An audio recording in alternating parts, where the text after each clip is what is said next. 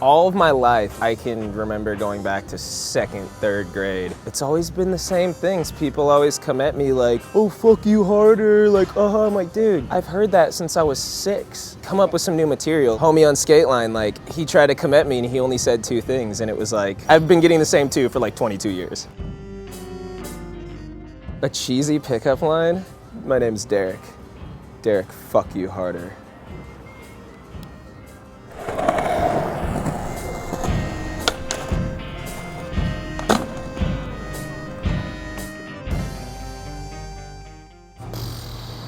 The long hair goes back to like 07 probably. This will be the 3rd year in a row that I've cut like 11 inches off and donated it. So I'm just figuring I might as well do that until I'm like bald, which is probably not too far along the road. It only comes out like once every couple weeks. It's always tucked up. It's a whole different dude. If I wear it down, I just get called Jesus every day. Half Asian Jesus, really.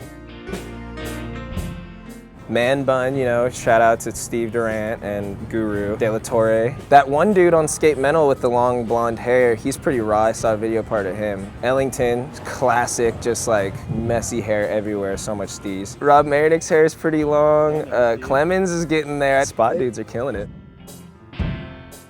We were on this trip and he fell, just hit a crack, and he fell like not even hard, and he split his elbow open, but it was in a weird spot where he had to get 2 stitches and he couldn't skate the rest of the trip because he couldn't bend his elbow, otherwise it would rip open. We ended up going to all these spots he wanted to skate for like a long time. So one day he was just hanging out and he was just like drinking all day when we were skating, and then this is in Vegas, we get back to the hotel. He just grabs my friend Jay's knife like out of his hand. He's like, give me that knife, and he just walks up to the Ezekiel van, fucking slashes the tires. The end of the knife was flat because they were throwing it at a hotel wall. So it took him like 3 tries to slash the tires. So he's like, give me that thing, like bounces off like 3 times, like, fuck this van, and just turns around and walks into the hotel. He just walks right past us. And we're all standing there like, oh my God, he just slashes the tires to our own van. He just knew that he could, I don't know, do something funny and I guess, and make everybody's jaw drop, but he's the dude that'll fix it right away.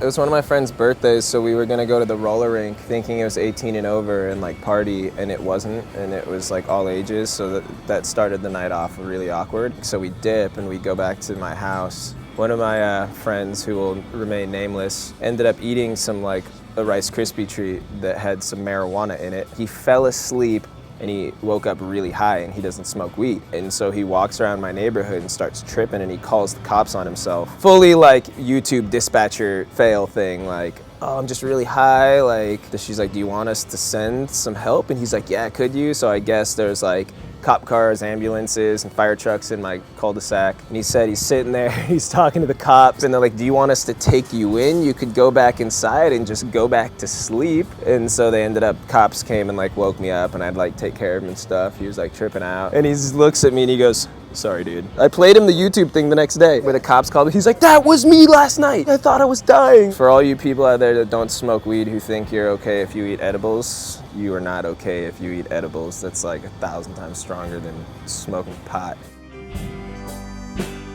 I've had guns pulled on me skating twice. One was in Santa Ana at the Bricktown 10 stair with the brick landing that cost him like back nose one of the rail or whatever in Menominee. But I was there with my homie Matt Dreyer and this filmer dude, my friend Austin, and Evan Smith was in town. He was like 13 or 14 with his buddy Miles, who was 12, and I took him out skating. And there's these 2 little hood kids just rolled up on us out front. They were like, you know, talking to the homie with the camera, like, yo, fool, where you from, eh? Like, where'd you get the camera, fool? And Matt just breaks through the circle with a knife, and he's like, you guys aren't stealing shit. And keep in mind, we're like 20, 21 years old, and these 2 kids are like 15. And the dude's like, oh, you want to get down like that? And he whips out a gun. And he's like, oh shit, he's got a gun. He grabs the camera, and everybody starts dipping. I'm from Orange County. So I'm like, that's an airsoft gun. Like, how the hell does this 14, 15-year-old kid have a gun? And I was like, oh, chill out, dude, like trying to grab the bag, and the older dude was like, yo, give me the gun, give me the gun. And I was like, all right, like, my life flashed before my eyes. I was like, I may be from Orange County, but this is real life shit. Like, I could die right now. So I just dipped, and everybody was like 200 yards ahead of me pushing.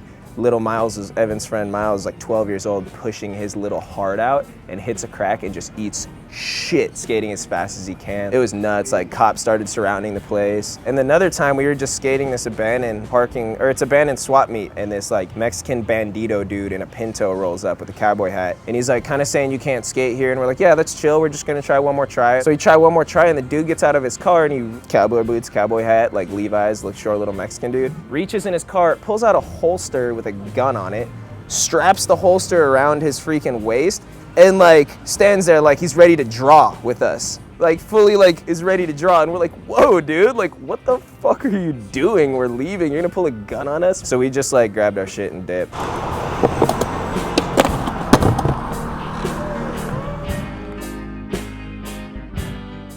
Like 6 months I've been on just couch surfing and gypsying around. A routine kind of messes with my head. If I'm on like too solid of a routine, I'll start freaking out. So I kind of like just mixing it up, but I gotta settle down here shortly. And now that I'm a professional skateboarder, I can like finally afford to get like a 1-bedroom or something like that.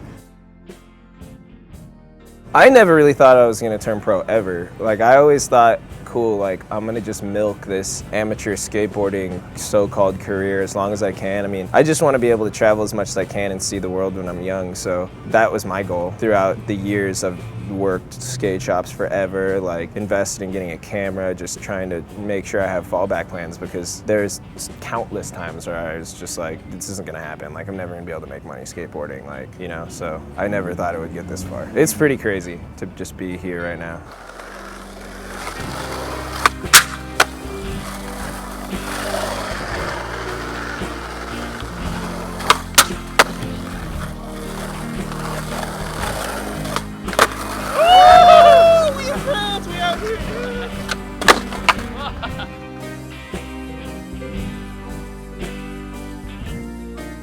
Nah, I'm more like the dude who's with the hot girl like this, is like, you're... Like skateboard war or something, that'd be the first nigga I beat up.